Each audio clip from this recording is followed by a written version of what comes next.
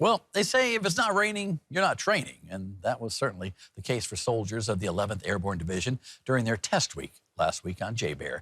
But as Carly Schreck tells us in this week's Inside the Gates, the trainers were not the only ones observing their progress.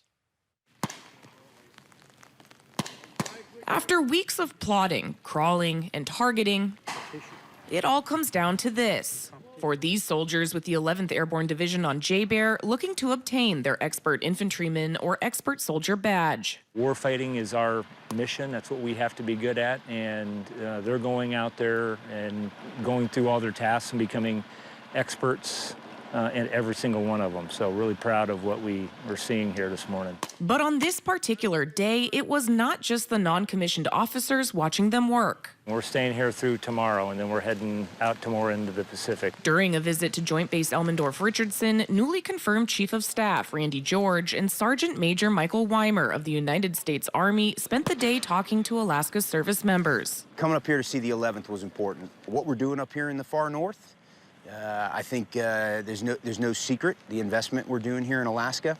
I think there's no secret to the importance of the 11th up here in the Arctic, this far north. And then, frankly, just Alaska itself. The pair walked through each skill station, observing the abilities of Alaska's Arctic protectors. Critically important, I think, to our Army and to our nation to have troops who can go out and operate, and you have to survive into this first and foremost and be able to thrive in this environment, and they train for that year-round. Seeing a critical piece of the nation's military up close for those serving in a strategic region for the country.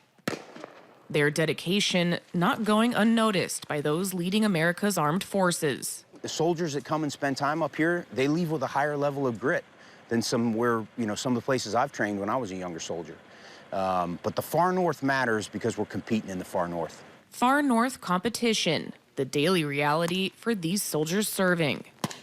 Inside the gates of JBER, Carly Schreck, Alaska's news source.